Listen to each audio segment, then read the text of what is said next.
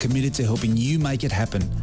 At DKP&Co Chartered Accountants, we are more than just accountants. We are business advisors, taxation consultants, and strategists that specialise in setting up businesses. We understand the client and give them the very best customised advice and strategies to achieve their goals.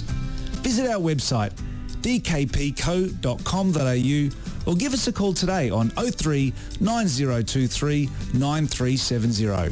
Fast, proactive, personal. That's DKP&Co Chartered Accountants.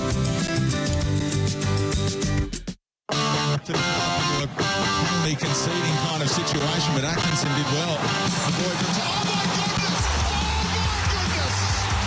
Have you seen a more freakish goal in A-League history?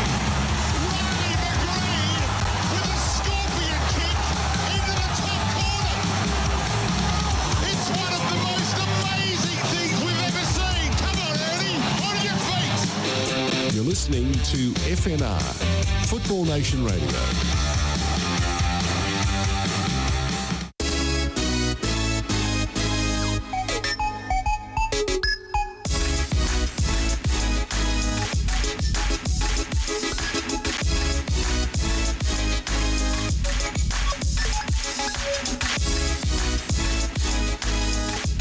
Another big week of NPL Victoria action in the books. Not the most competitive week, all things told. It was a big weekend for big score lines. Yep.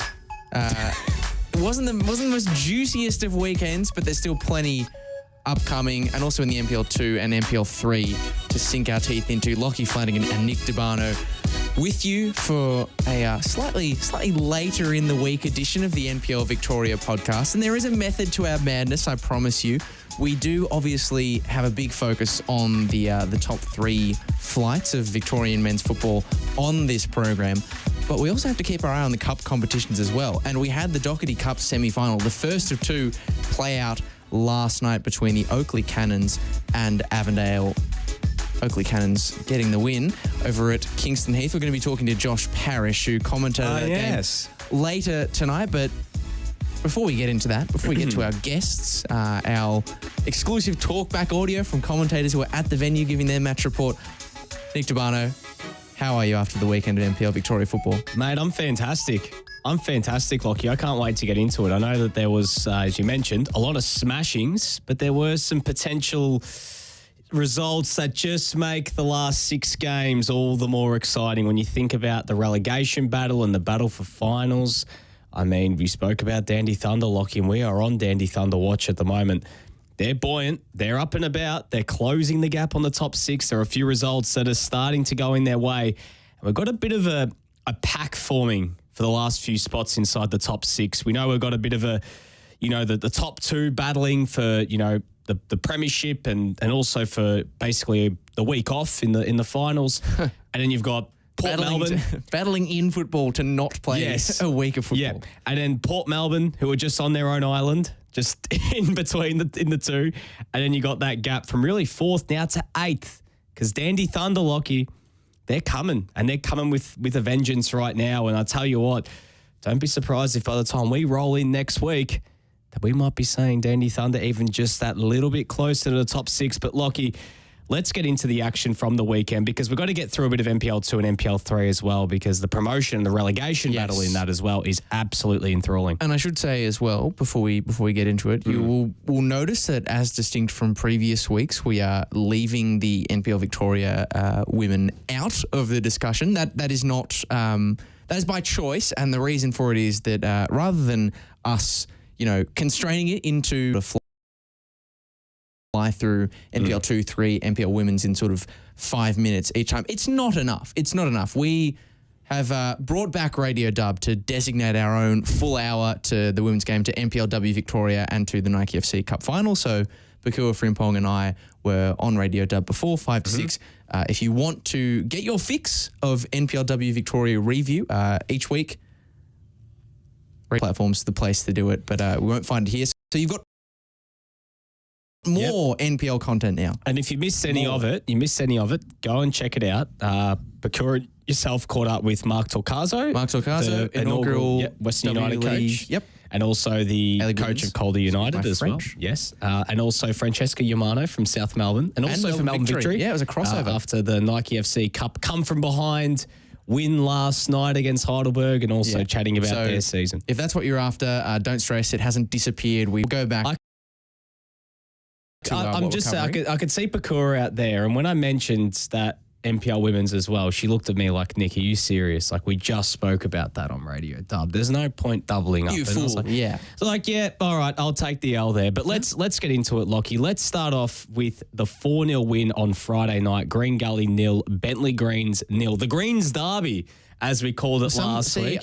Have we settled on an official name for this? Because some people were calling it the Big Green. The on Big Twitter. Green? What do you the prefer? big G?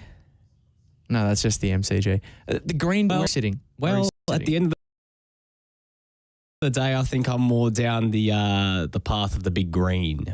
Yeah, I think Big Green or the G banger. Well, it wasn't much of a Big Green in the end because Bentley Green's got a pretty comprehensive result after a difficult few weeks for them. Yeah, absolutely. 4-0 win on the road, double from Paynter Andrews. A very, very solid performance from him. But Green Gully just beaten by a side in Bentley Greens right now who, well, I mean, their form's been a bit inconsistent. Had a run now of 5 games unbeaten, and Green Gully, on the other hand, now Lachie, 3 games without a win, and they're teetering now inside the top 6, only a point clear of Bentley. So it makes things very, very intriguing. But they bounced out of the gates brilliantly, took their chances early, had that 2-0 lead before halftime.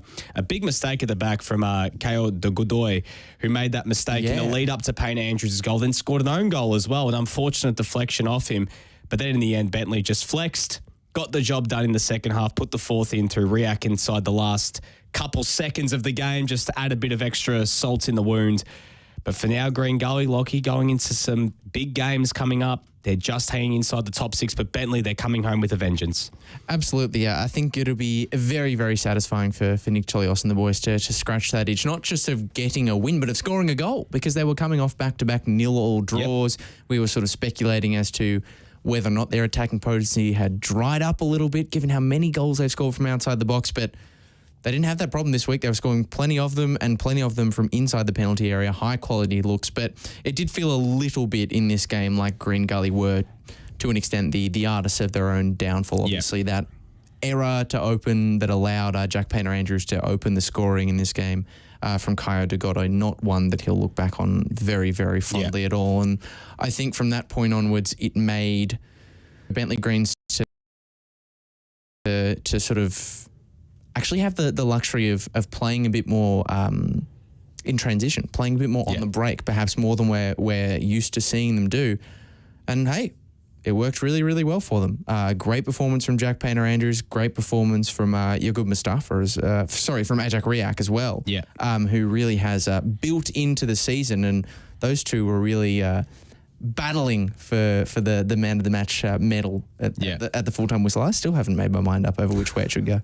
No, absolutely. So I think in the end, big result for Bentley. They go into, we'll preview these games a little bit later, a game against Eastern Lions this week. Gully taking on Melbourne Knights away.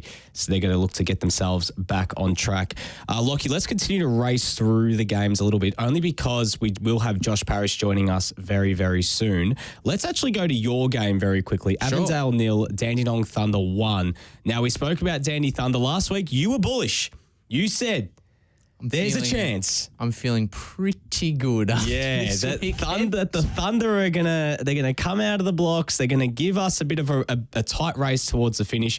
They went to Avenger Park. They got the job done. Big goal from Mika just after halftime. They held, and now they're closing in on the top 6. And Avondale, I can't believe I'm saying this, Lachie, but they're just hanging on to a spot inside the top 6 at the moment. They are in a bit of danger. Only 2 points clear of Bentley.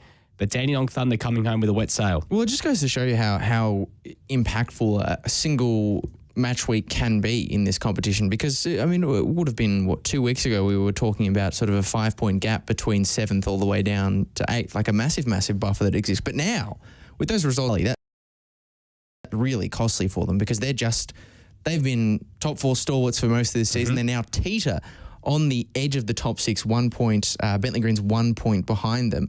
And so now from Avondale down to Dandenong Thunder, so from 4th to 8th, we've got a 6-point gap. Which is sensational. It is absolutely up in the air. And I've got to say, many would maybe look at this game just reflecting on the result and think, oh, well, Dandy Thunder have lucked out here. But to be honest with you, I thought they absolutely gave as good as they got in. It wasn't one of those games that was, a classic game in the sense that it's got heaps of goal mouth action, heaps of goals, end-to-end kind of stuff. But the actual just general standard and quality of play, sort of between the penalty boxes was really, really sharp. It just was those kind of final thirds where it broke down a little bit for both sides. I mean, Liam Boland didn't have his best day. Manny Agwek as well was hooked at halftime. Those Avondale forwards, as sort of star-studded as they are, sort of didn't fire. Thomas Maricic had a really, really good game to limit the influence of Liam Boland. Of course, it's got to be mentioned that Avondale went into this game without Stefan Valentini, without Matt Reid, so two of the most important players from your spine. Obviously, Valentini has been sort of managing his return into the starting 11 anyway. But that did create a bit of an equalising situation, I guess, for a Dandy Thunder side who have also had their battles with injury, but are getting really, really close to full strength. And yeah, this was just a really, really competitive encounter. I thought to go into the break, the halftime break level was a fair result on the balance of play. But the thing about Thunder is, and I realised this in the lead up to the game, they are a brilliant team, and this is a really niche stat, so I'm expecting your eyebrows to maybe raise a little bit here. Great side either half of the whistle. So get this, they've scored, I think, 20, I'm going to double check just quickly. They've scored... You did mention this on the call before the goal as well. They've scored 20, so they've scored 27 goals for the season. 12 of them now with this eventual winner in the 54th minute. So right on the precipice from Josh Meeker, getting his first goal of the season, dinking it over the top of innkeeper Dutchman Tom Jonkerman. 27 goals for the year have come in the 10 minutes either side of the halftime whistle. So they close that first half really well, and they start the second half really, really brightly. And again, that came to fruition. They were sharp. They did have to weather a few good chances for Avondale as they came out of that break. But again, that stat proved true, and it was a beautiful ball over the top from Suleimani to Mika. It was just a really nice goal. Really, really nice goal. And from there, that gave Thunder, whose defence had been fairly solid for the whole day, the chance to sit back a little bit. Thomas Maricic continued to dominate. And look, Avondale had chances to score. Blake Carpenter, I believe, hit the post or the stanchion. Yitte Towns forced an excellent save from Noah James from range. Really, the draw maybe would have been the fair result on the day, but I think there was a fair case to mount for Thunder getting the win. Yeah. They created the best move of the day.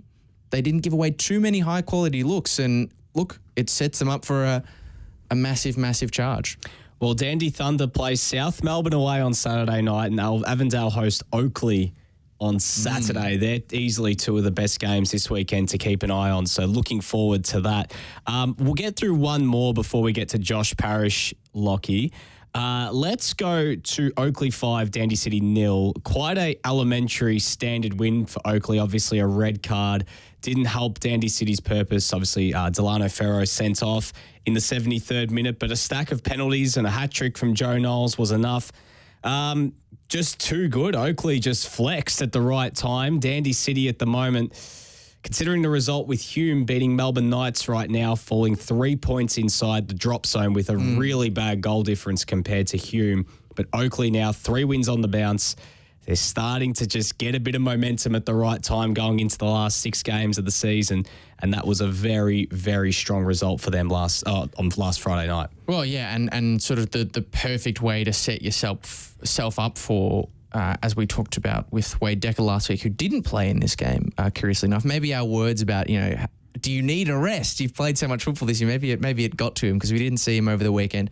But perfect way to set yourself up for playing Avondale and South Melbourne in back-to-back weeks in quick succession. Perfect result. I mean, it helps, obviously, when you get 3 penalties in a game. Don't forget, Lachie, straight after that South Melbourne game, they have to go to Bonnyrigg to take on the White Eagles in the Australia Cup. Yeah. So they're going to be on the road. And I will say this as someone who follows the New South Wales National Premier League for work. I do think that's going to be And Oakley win. Compared to playing South Melbourne and Avondale, Yes. a pretty straightforward encounter. Well, they're a second division NPL. New Bonnie South Rig Wales, playing yeah. League One, and I've seen some of their games this year. I mean, look, cup sets can happen, but I think that might be a chance for. Obviously, you've got to factor in the travel and everything. Yeah, and they got good depth. But the fact they're playing that cup game after the South Melbourne fixture, I think is really, really important, as opposed to the other way around. You'd be a bit less certain of them, being able to put together a competitive result. But yeah, Dandenong City right before the transfer window slammed shut. They made a host of new signings. I think it was a bevy of triple signings right before the start of this game. Dandy City, It was 4, in fact. 4. Nicholas Dibb joining his brother Nathan. Nicholas Dibb's who back. also joined in the mid-season window alongside Trent Skapetis from Kingston City, who initially wasn't supposed to play another game this season. And then suddenly... and is now back. Marco Rosenweig, the player that we sort of touted in previous weeks, coming across from the regional league. And interestingly, Tommy Semi on loan from Altona Magic. Now, I have to say I'm a bit shocked by that transfer. The fact that it's on loan. When do you ever see an on-loan system in NPL Victoria? Very strange. It is so very rare. strange. But you know what? The Dib's back together, Lachie. That is exciting. And we saw Nicholas Dibb can hit a free kick. And we saw last year against Eastern Lions, he hit that free kick with some venom. And you know what? He's a very talented player. But will it be enough to keep Dandy City up at this stage of the season? Yeah, I don't know. I don't know. And I don't think so. Look, no one. I don't think many, if any, were expecting them to get a result, let alone a win out of this game. But I do think the manner in which they went down will sting, because at 2-0, they were competitive. Well, they were competitive in this game. They could have maybe, sliding doors moments. If they get the goal there, maybe that makes a difference. But then they concede the penalty. They go down to 10. They're 3-0 down.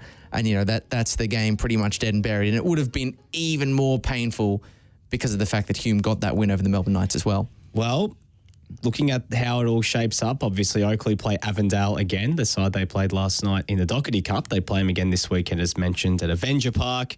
While Dandy City, this is a very winnable game, Lachie, taking on Altona Magic at home. So that's at Frank Holohan Reserve. Altona, as we'll talk about in just a sec, have lost their last 3, and that's probably a good place to go to, actually. I don't believe we have Josh Parish just... No, we do. No, we do. He is here. Josh Parish shall we bring Josh in, considering we spoke about the Doherty Cup, and we'll go to Altona, Port Melbourne later? The thing you have to understand, Nick Debano, is that Josh Parish is at my beck and call. What I say to Josh Parish, he must do, and I see that as I've admitted him to the waiting room, he is finally here. So I've got full control of Josh Parish, and here he is. He joins us now. Yes, here he is. Josh, you've recovered from last night's semi-final experience. Have you thawed from last night? Hang on, Josh, he's just talking about Tuesday. Have you thawed from Monday as well down at UFO Park? We went investigating on Monday for strange occurrences, and we should talk about that a little bit later as well. I feel like we're burying the lead a little bit. Definitely colder at UFO Park, but that's possibly the sort of sci-fi mist that descends over the place. I gotta say, I'm a bit surprised by that, because I was going to Jack Edwards for the Nike FC Cup semi-final. I got a frost warning on my Apple Maps on the way there. Frost I was like, warning? watch out for icy roads. I was like, how cold is it? Welcome to the freezing. East. Welcome to the East, Lachie. Yeah, Welcome to the East. That's what happens.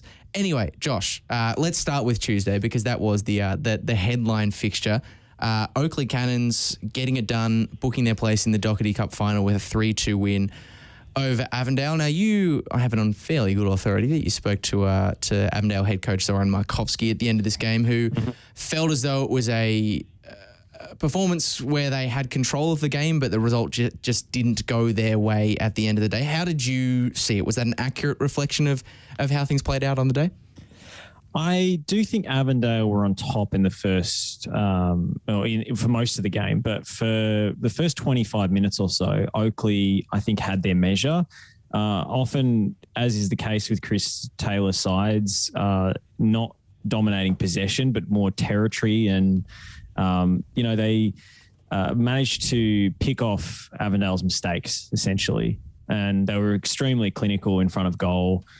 Joe Knowles, a player I've been bigging up all season, came to the fore. He contributed in sort of fits and starts, but was, again, a very efficient operator. 3 assists on the night.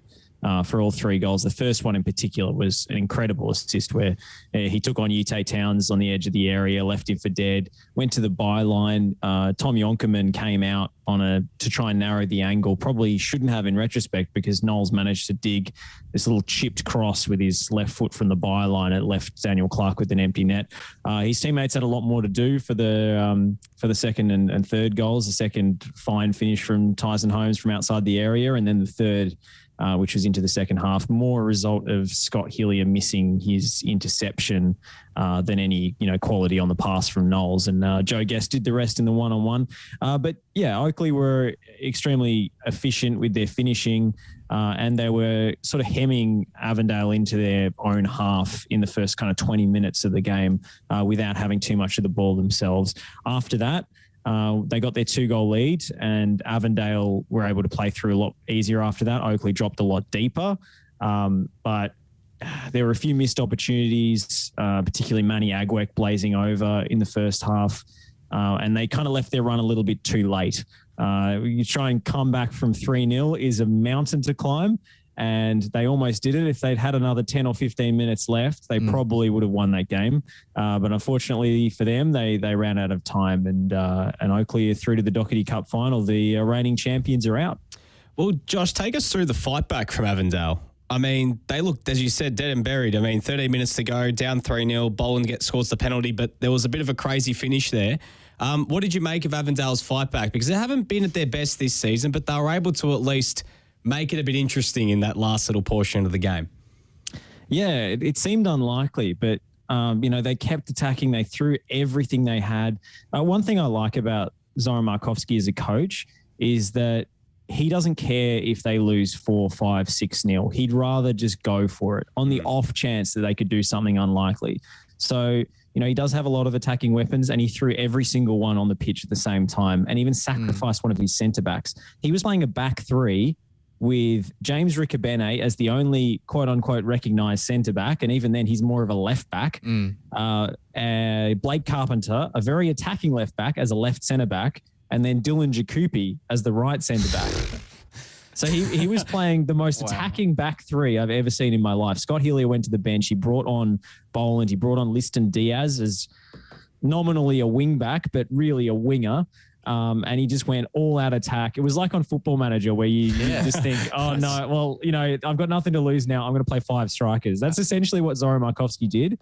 And as Chris Taylor made more pragmatic changes to try and shore up what he had, bringing on Barcia for Decker, I believe, that kind of that meant they had a less of an outlet in transition. So it was only really Knowles that Avondale had to close down on the counter-attack at that point. And then they just lost their footing in the game, Oakley, and Avondale were just pumping in crosses, attack, and they got the penalty from a handball.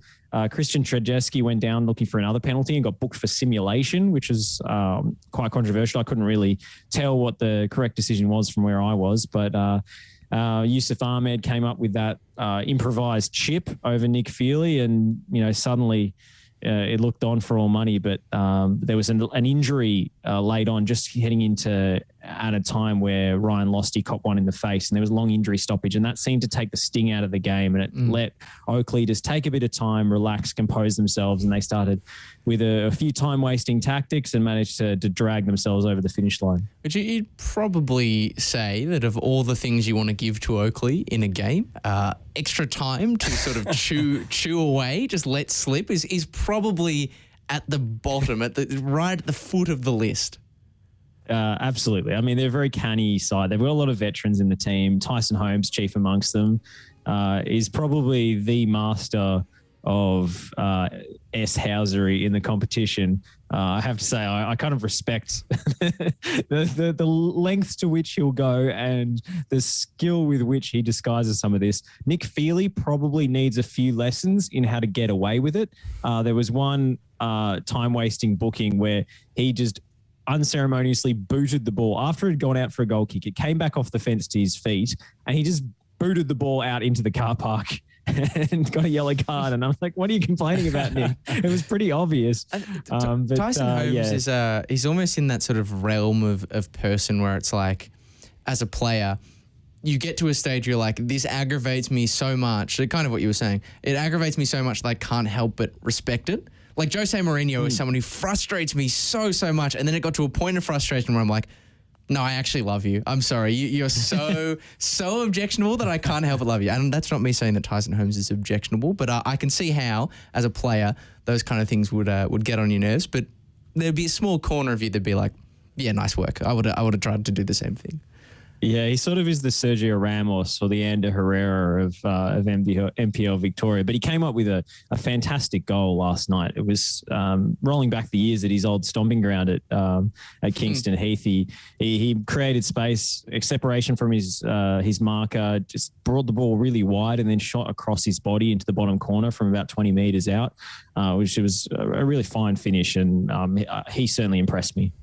Well, Josh, I mean, looking ahead now, they play each other again on Saturday. It's one of the weird quirks that, you play a cup game and then you're back in action again playing against the same two teams. I mean, can you expect much change? They basically threw everything at each other, almost full strength. Can you expect much of the same when they meet again on Saturday, or can you expect a bit of alteration? Well, I don't think Avondale were full strength. They certainly they're not used every weapon. They're not going to be on Saturday either, because if I'm not mistaken, they played in the semi-final, Josh, but Manny Agwek and Liam Boland both picked up their 5th yellow cards of the season against Dandy Thunder. Yeah. So I would be quite surprised to see them play this fixture. So already that's it's quite a big clamp on what is already an injury hit Avondale, isn't it? Yeah, I mean, they were missing Stefan Valentini last night, and you felt that if he'd been playing, he would have come up with something. He might have been the difference. Matt Reed is out through injury. No Brandon Lundy. They've got the 2 suspensions, as you mentioned, and Golgol Mabratu is also out. So that leaves them without a recognised striker, because Liam Boland, Manny Agwek and Golgol Mabratu, that's your 3 forwards. So they're going to have to come up with an improvised solution up front. I think the most likely taker for that spot might be Yusuf Ahmed. But again, he's not really a 9. So I can't see Avondale winning this game, to be honest. They looked pretty battered and bruised and disappointed after the semi-final last night. Yite Towns in particular, leaving the venue, could barely walk. And he just looked at me and said, we're going to do this again on the weekend. They are absolutely spent right now. And they've got the Northern Territory trip coming up in the Cup as well, which, I mean, I'm not sure they're really looking forward to at this point, just given the travel time. So, they're in a tough spot, I have to say, just with the absences. Even though, they're playing better than perhaps the results show, the number of injury absences and the inconsistency there is a real issue. Well, Josh, let's take our eye back to last Friday before we go back to Kingston on Monday. Let's talk about Preston. They just keep on. They're finding their rhythm now, and they've got some exciting new signings as well. A big win against Nunawading to keep themselves right in the mix for promotion this season. Take us through that game, BT Connor. Oh, that was a fantastic game, especially the first 15 minutes or so were absolutely breakneck. I think Preston have become so accustomed to playing against teams who set up shop and try and put 11 men behind the ball that suddenly when Nunawading came out with their, Pep Guardiola, Marcelo Bielsa inspired philosophy, Preston got very excited and ended up, creating lots of opportunities, but also leaving wide open gaps at the back. And it was anyone's guess as to how it remained 0-0 after that first 15 minutes or so. I think Nunawading had the better of the first half. They certainly had more of the ball. Preston still managed to create some good chances and Connor Bell hit the crossbar. But Preston were just a little bit smarter and more savvy in the second 45. They tried to press still and they were still trying to attack, but they were far more compact, and those massive gaps that were emerging between defence, midfield and attack, which is easy to do when you're playing at BT Connor Reserve on that massive pitch. It's easy to leave those spaces. Preston were just far more compact. They worked out Nunawading's, passing combinations and sort of rehearsed routines that they used to get Josh Varga free coming in from the flank. And they just started making interceptions and picking them off on the break. Eventually it got the result for them. And young Josh Urbina, the 20-year-old coming off the bench and scoring with his first touch, his first goal for Preston was a nice little story. So, they're wrapped with that result and the way they sort of turned around the momentum of the game. And going into the game on Saturday against Melbourne Victory, if they can win that one, 5 points clear in the promotion places. So that is a massive fixture at Epping. Well, yeah, that's exactly what I was going to ask you about, Josh, because the thing that made this that Friday night even sweeter was the fact that Melbourne Victory had to play the next day under the pressure of Preston getting a positive result, and unfortunately, under that pressure, they wilted the 2-2 draw that they had against Doveton. To be fair, Preston do know a little bit about how difficult it can be to play at Doveton and get a positive result there. But yeah, it's this Saturday. It's a chance to, as you said, create a 5-point gap between Preston and Melbourne Victory in third. This has got to be far and away the most important game of Preston's season, surely. Yeah, it's the game of the year, I think. This will determine whether they have a more comfortable path to promotion or whether they will struggle to get up. And, if Victory win, they retake the lead. So it's the classic 6-pointer. Preston will be without Jimmy Harron, who did his hamstring against Nunawading. Asen Ishak was available in reserve and he's partnered by Roxandich at the back. But the next man up at centre half is none other than 43-year-old Sasha Ognanovsky, who has re-registered for Preston in the transfer window. He's still coaching at the club, but he's been training with the team for the last 6 weeks or so and coming in his injury cover, especially while Noam Sekulovsky continues to struggle with his injuries. Having that veteran presence there as a backup, just in case they get an injury or a suspension while Jimmy Harron is out.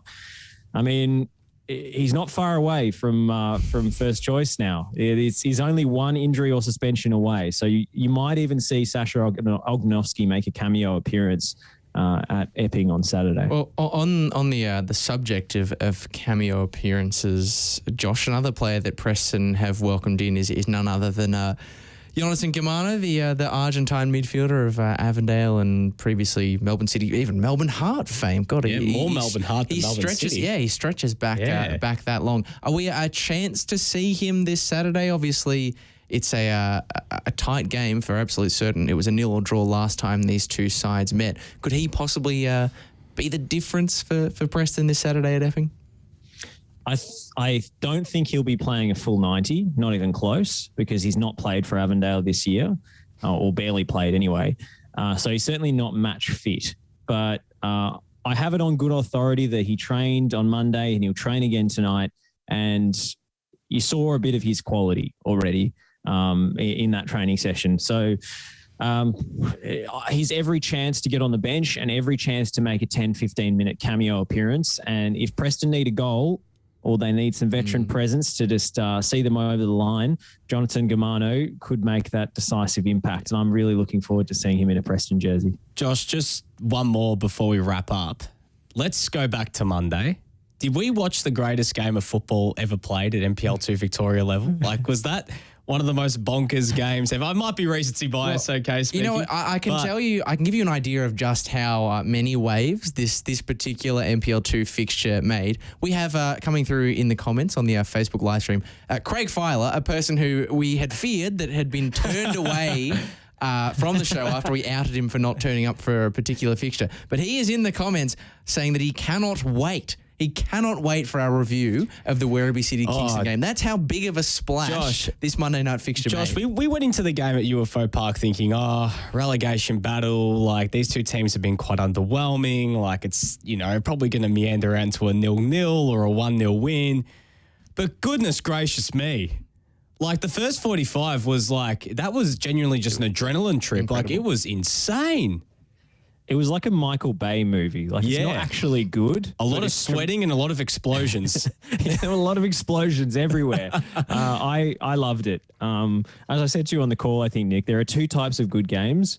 There's, let's say, Avondale Green Gully from the other week that Lachie called, just champagne football.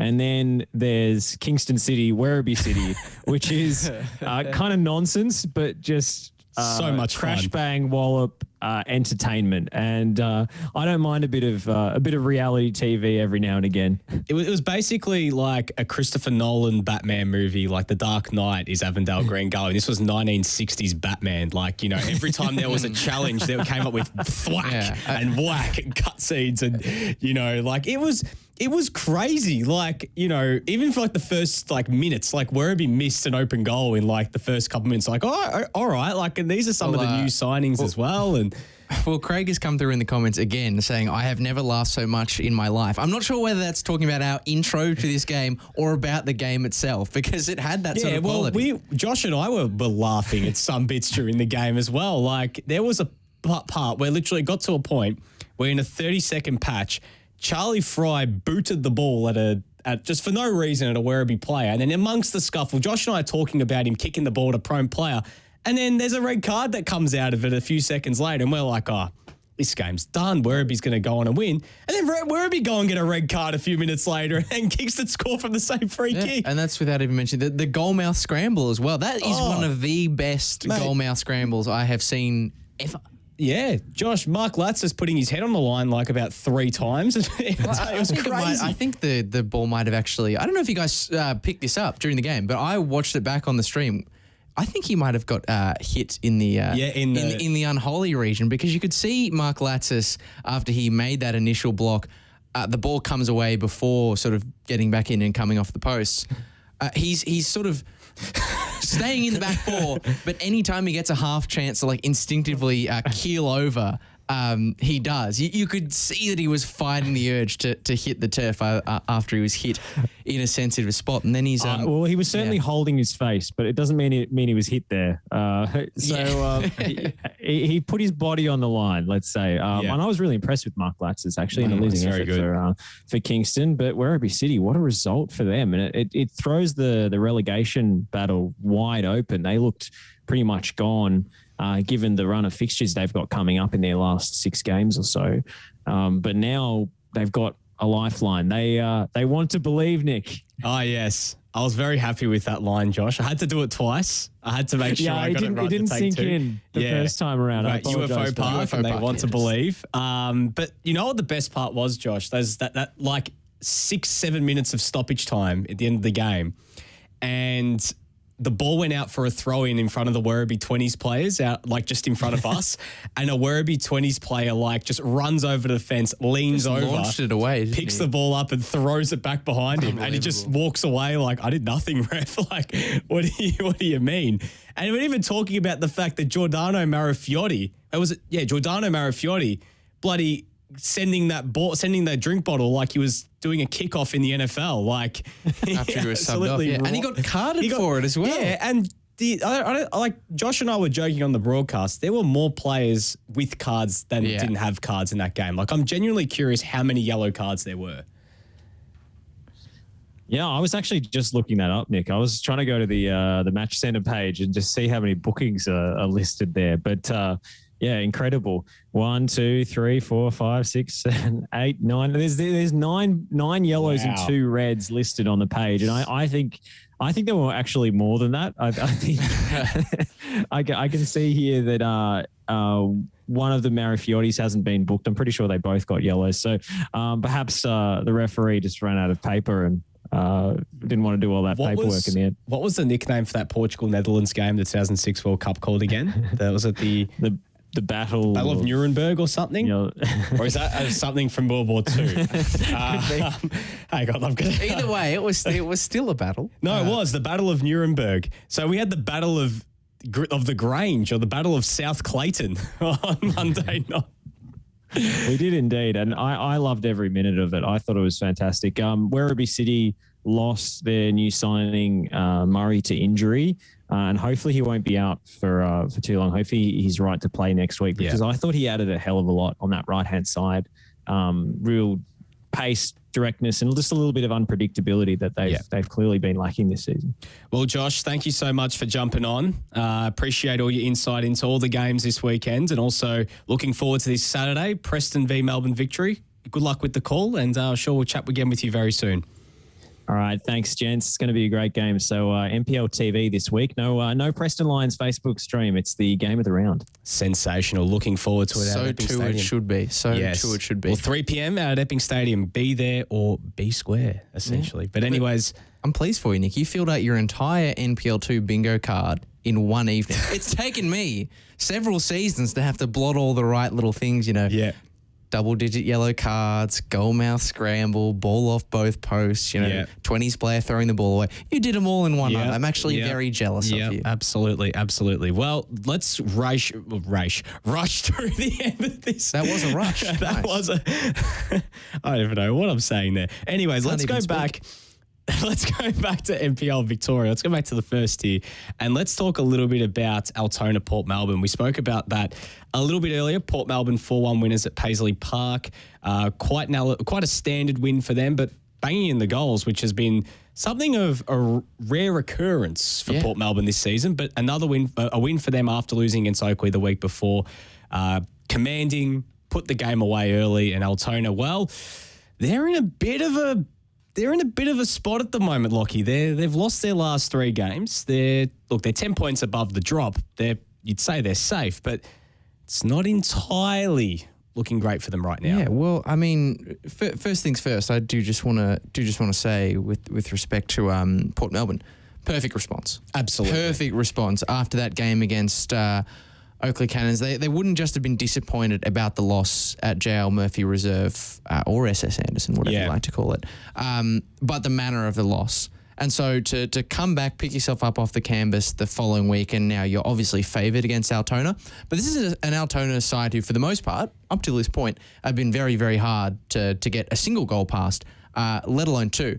And Port Melbourne, who don't always score, don't have a good track record of scoring a heap of goals, putting 4 past a solid Altona defence, that is about as perfect as of a response as you could possibly hope for. And really important too, because with all the teams below them dropping points, that top 3 spot for them is now looking pretty darn secured. But gee, Altona Magic, bad result for them, really, really worrying result for them, because they've got Dandenong City coming up this weekend.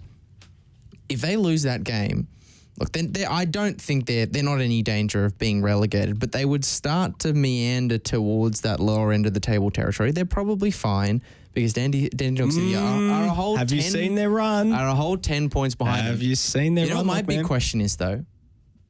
Does Tommy Semi get to play in this game? Yeah, cup tied, essentially. Well, he's on loan. He's playing against his parent club. I don't know. It depends what's part of the that's a rule in the Premier League, but is it a rule in the NPL Victoria?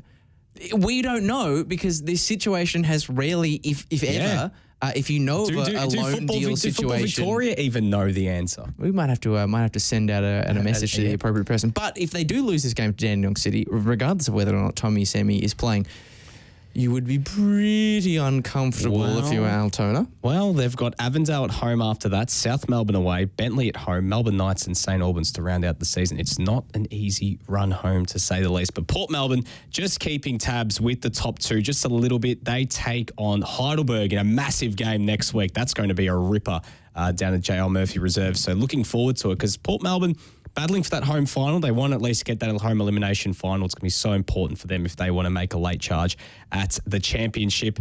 Let's welcome in, actually. Now we're going to our next game. One of the commentators from Saturday. Let's welcome Pokuah Frimpong in. Let's welcome Pokuah in just for a second. For which game? Which game was Eastern Lions, South Melbourne. It's a commentator coming in for a game, but which one? But for which? That's what Pokuah was saying when I was watching the highlights before the game. She's like, "Who is that on commentary?" That this is a little bit earlier than I thought. So do we want us to bring you back in? Yeah, I feel like I deserve like a cooler second entrance. Well, like do you want like a proper intro? Yeah, proper intro, because you're not a wrestler. You don't get to walk in here with the but music holding the Intercontinental title above your head. Like, that's not the way this works. As I said in the F&R group chat, I really like this theme song. It makes me feel like I'm in Step Up 2 and I'm about to do a dance battle. So I feel like, let me get a good okay, sorry. We just don't have time for your entrance music complaints, I'm afraid. We've only got so much time left to go. On the weekend, though. 4-0 South Melbourne over the Eastern Lions. Harrison Sawyer scoring all 4 goals. Harrison Sawyer's on a vibe at the moment. Yeah. That man sensational. He's a record maker as well. The first South Melbourne player to score 4 goals in separate Yes. occasions, so Yeah. twice. So he's. I like to think that Wade Decker walked so that he could Harrison run. Sawyer Because, could run, yes. Yeah. But how did you see the game? I mean, how good It was Harrison Sawyer? Harrison Sawyer was amazing.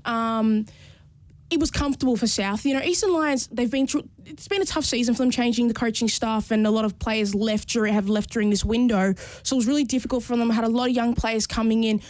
They kind of started well, and then South just showed their class and dominance, and it was just really, really easy for them. And that first goal from Sawyer was kind of indicative of the way in which Eastern Lions defended a lot of the corners, because my biggest gripe against them when I was watching the game was I felt like Eastern Lions, when they were defending the corners, South would cross the ball in to the near post, a little bit further out, and then they'd do a flick on to the far post, and there'd be no Eastern Lions players there in that far post. And I think that's just kind of the way, and this way they conceded a decent amount of goals and a lot of the chances as well. So it was quite easy for South in the end, and it was deserved that 4-0. Eastern Lions had a bit of a moment in the second half, but it wasn't really anything because Not South sustained, always, yeah. it wasn't sustained, and South and Kind of the story of their season.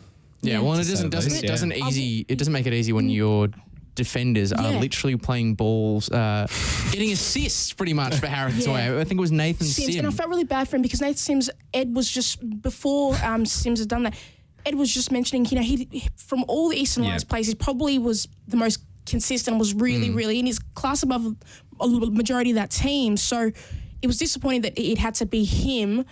I thought a player that South Melbourne that deserves a shout is Brennan, who that gave that cross in for the first goal, and he was just a class above in that first half, and was really the start and at the end of a lot of the South Melbourne attacks, and he was just class. Yeah, well, I want to ask Pokuah, because I was just having a look through here. I didn't realise that Danny Amendola has changed codes. Yeah. NFL wide receiver, now playing for Eastern Lions.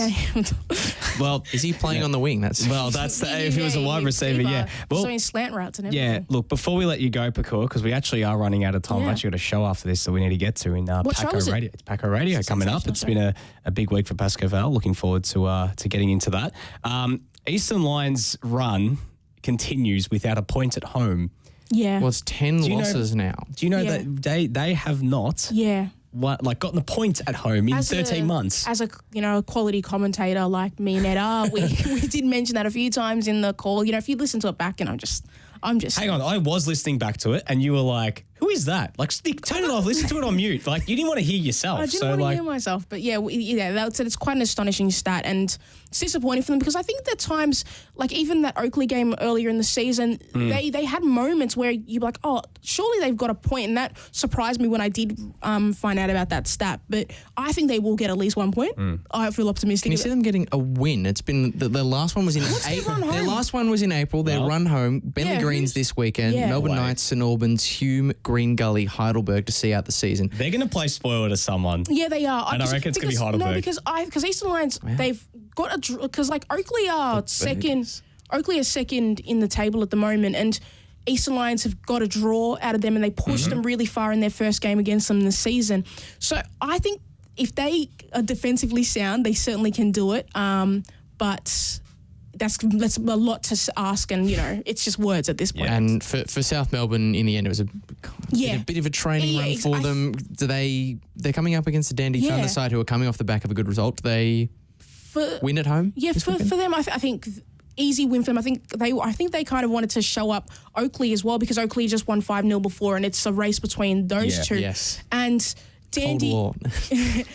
I think the next game they've got is going to be really easy, but I think the more interesting game is going to be that Oakley game in 2 weeks, I believe. Yes. Because it only has implications for this year and also for last season as well. So It's the 2021 title on the line. Because On the Oakley, line. On the line. because Oakley, if they win that game, probably in the box seat. A point will a them there. box seat to win both. They will, yeah. Yeah, no, so guaranteed. exactly. So it's exciting. I'm looking forward to South, a great team, and it was probably the first time I've seen them play in person, and they really impressed me. And I'm going to head back into my producing duties because, you know what, I want to get ready for Paco and I want you to have the people that you need for Paco. All good. Thank you. But Thank you, Pokuah. Stunning, super sub. You are the Alex Walter of this podcast. You just come off the bench and almost 100% of the time you score a goal.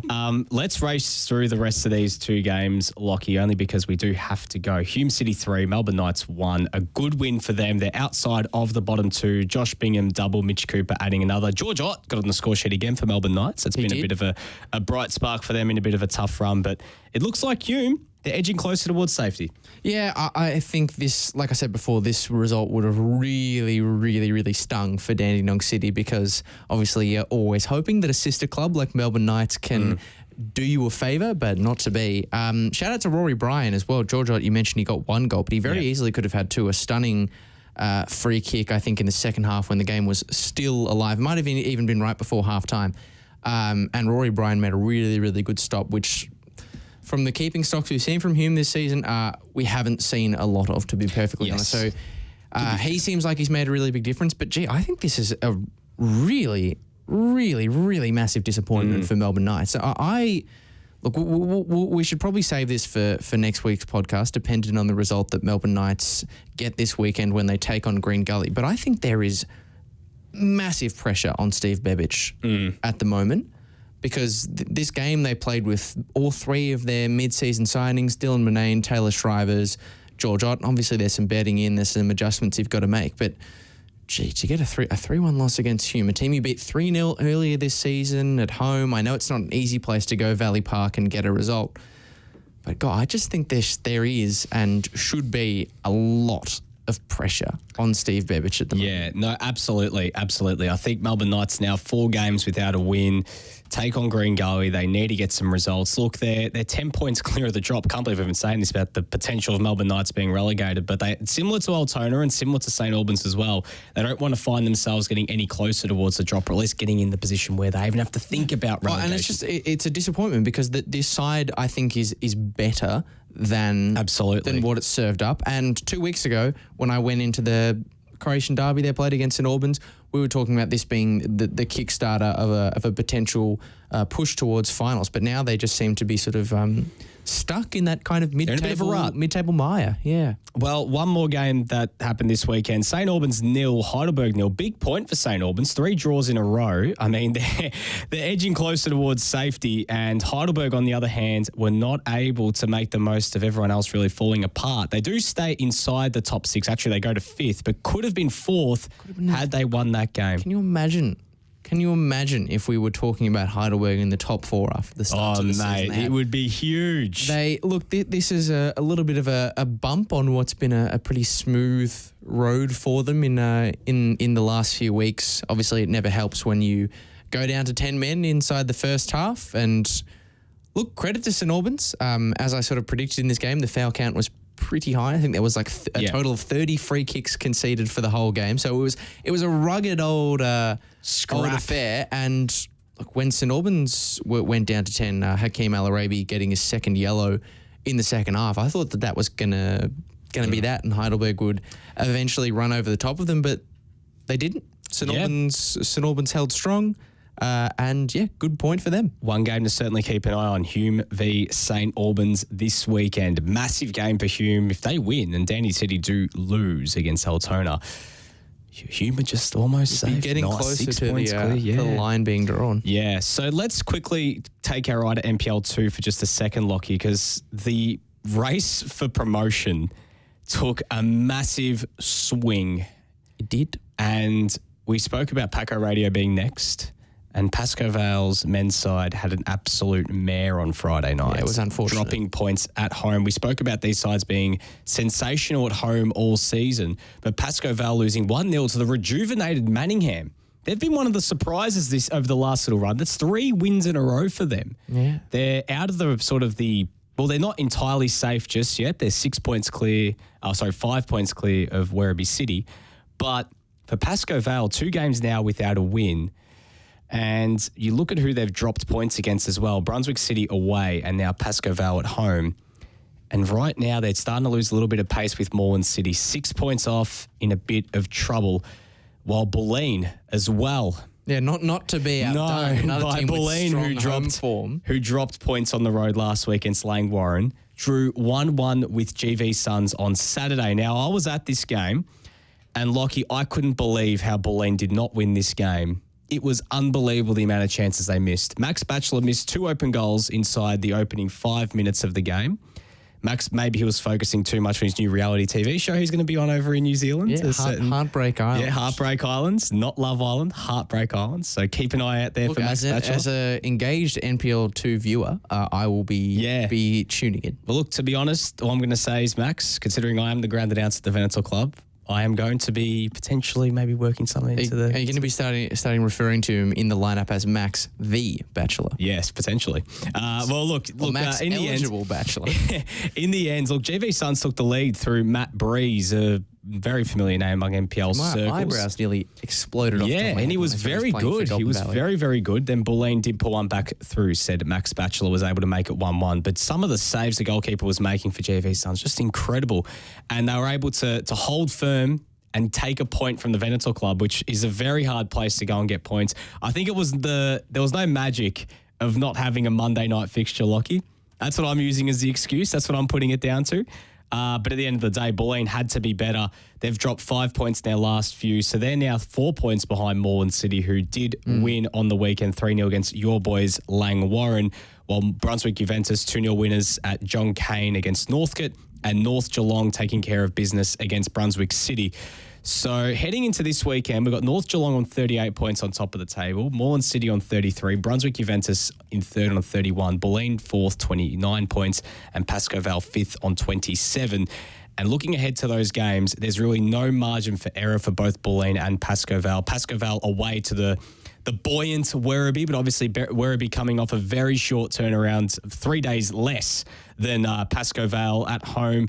Brunswick City host Bulleen. That's the NPL.TV fixture, so make sure you keep an eye on that one. Massive game for Bulleen. Manningham hosts North Geelong. Brunswick Juventus up against Kingston, so that's a good opportunity as well. We speak about short turnarounds. Kingston coming off a 4-day turnaround in some poor form at the moment, while Moreland City head to Shepparton to take on GV Suns, and they'll be looking to continue to play spoiler. So a lot to look forward to this weekend, NPL2. Yeah, I mean, it looks on paper as 4 games in which the teams ranked higher in that promotion race should win, but especially a team like Brunswick for FC Bulleen Lions away from home, no guarantee. I mean, even Werribee City, after the result they had, maybe makes things interesting against Paco. Kingston traditionally are a far better side away from home than they are at home. So maybe playing at CB Smith Reserve against Brunswick off a 4-day turnaround is a boost to them. And then Moreland City have also been a really poor team away from home this season. And Golden Valley got a point. Yeah, they're buoyant. They're buoyant. It's no guarantee that those will provide 4 wins for the top place teams. I don't think we could be set for another twist in what has been a very curvy promotion race, hasn't it? Well, look, you're looking at the other end, and obviously we've got to clear this up, that the bottom 2 sides don't get immediately relegated in NPL2. They play playoffs against 3rd and 4th in one-off games. And obviously GV Suns haven't won a game yet this season, but they're still alive to stay up, in fact. But it's really a race to see who's going to join them, because right now Werribee City on 15 points, goal difference behind Brunswick, and Kingston and Langwarrin 2 points clear on 17, Manningham on 20, and Northcote are only 6 points clear, Lachie. So they're not completely out of the woods just yet either. So something to really keep an eye on over the next few weeks. Can't wait to see how that all plays out. Quickly turning our eye to NPL3. We spoke about Preston's win a little bit earlier, but just racing through the rest of the results. Springvale beating Western United on Friday night. Big upset there. Massive result. Whittlesea holding Geelong to a 1-1 draw. Again, that's a big result for Whittlesea. Melbourne City getting the job done over North Sunshine 2-1. Box Hill 5-1 winners over Ballarat City. And Doveton holding victory to a 2-2 draw. So how that leaves things... There was 4 goals in the space of 10 minutes in that game, and then a red card for Jimmy Paneris as well. So they victory couldn't fight back. So Melbourne City, 38 points on top of the table. Preston second on 34. Melbourne Victory third on 32. Western United fourth on 29. 5 points clear of Nunawading. As we mentioned, third and fourth playing in a promotion relegation playoff against the bottom 2 sides in NPL2. While down the other end, Whittlesea are 8 points inside the drop at the moment, but Ballarat are now into the bottom two with Springvale leaping them. So North Sunshine are 4 points clear of Ballarat, Springvale 2, and Box Hill and Doveton are 6 points clear. Maybe this recent uptick in form for Springvale, even though they did lose the game against Victory, but they were competitive. It's the Slaven for an That's what I reckon. He was very good against Victory a couple of weeks ago. But just looking ahead to this weekend, Nunawading versus Whittlesea on Saturday at Marnie's Reserve. As we mentioned, Victory hosting Preston Lions. That's the NPL.TV game of the week. Ballarat City hosting Springvale. That's a massive, massive relegation 6-pointer there. Western United hosting Doveton at City Vista. Geelong against Melbourne City. And North Sunshine versus Box Hill. Lachie, before we go, let's get our predictions in for the first tier of football this weekend, looking in towards round 21. All kicks off on Friday night at Knights Stadium. Knights versus Green Gully. A lot on the line, especially for Green Gully, but for Knights, looking to turn around their poor patch of form. Who do you see winning this game? I'm limiting myself to one-word predictions. Right after I mentioned that it'll be myself and Craig Filer doing this game on NPL.TV on Friday night. Say hello to them. They'll be in the broadcast tower. Draw? Yep. I'm going a Green Gully 1-0 win. Okay. I reckon they're going to just do enough. Bentley Greens, Eastern Lions at Kingston Heath on Friday nights. 3, 2, 1, Greens. Oh, we didn't do it at the same time? I didn't realise it was a countdown. I'm going Bentley Greens. No, I thought we were going to say the same. Bentley Greens by a cricket score. Okay. I'm going to say Greens, but it'll be tighter than that. I'll say 2-0. Okay. Saturday, probably one of the game of the rounds, if not the game of the round, Avondale v Oakley at Avenger Park, 3 p.m. I'm going a 1-1 draw. I think that the reverse fixture might throw up a bit of caginess. Cannons. Cannons. No Boland and Agwick, especially if Valentini misses again. That's hard. That's really, really hard. Relegation battle, really, for Dandy City. They need to win this game, and it's a very good chance for them hosting Altona Magic at 4:45 at Frank Hollaham Reserve on Saturday. I'm going Dandy City. 1-0 win. Altona, 1-0.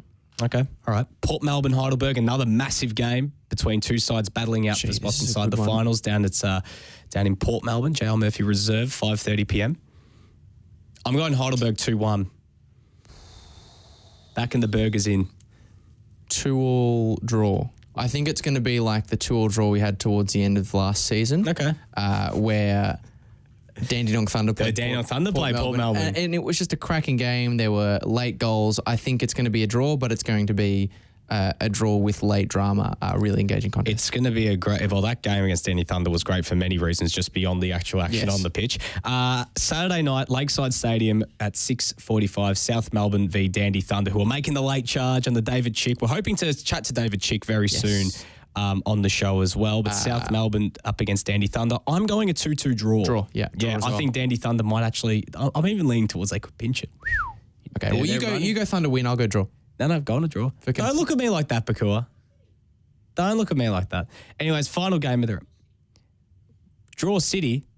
What do you mean draw City? No idea what she's talking about. Anyways, St. Albans versus Hume Sunday. Final game of the round at Churchill Reserve, 3 p.m. A lot on the line for this one. I am going a Hume City 1-0 win away from home. See, happy Pokuah? We aren't going a draw here. Nah, St. Albans win. You reckon? Yep. You reckon Hume dragged back into the dogfight? Yeah, why not? Make it interesting. Yeah. You want this to go right down to the wire. I just want chaos, mate. I just want chaos. Yeah, well, chaos is a ladder lock. I come from the NPL2. Chaos is all I know. Well, that's you're talking to me, mate. We're both NPL2 heart and soulers right here. Like we want chaos. Like you saw, you heard me with a Cater Kingston versus Werribee, mate. That was euphoria in the space of 90 minutes. It was just sensational. But anyways, Lachie, time for us to go here on FNR Football Nation Radio. Make sure if you missed any of it, if you're watching on the live stream and you want to catch up with our chats with Josh Parish, Pokuah Frimpong, Lachie as well, we're going to save Katie for next week. Yeah. We'll save. Apologies, we weren't able to get Katie Lambeski on this week, but we'll save that for next week. But we're back again at some point. We're just again. There's a method to our madness. Should be Monday night. Normal Monday slot. Yep. So we'll communicate all our special guests, time, and everything else. But you missed any of it, head over to Spotify, Apple Podcasts, wherever you get your podcasts, and leave us a rating. Let us know what you'd like to chat, and even get your comments in and questions beforehand. So enjoy your weekend, NPL guys. It's going to be a cracker. We're into the business. Yeah, have some fun.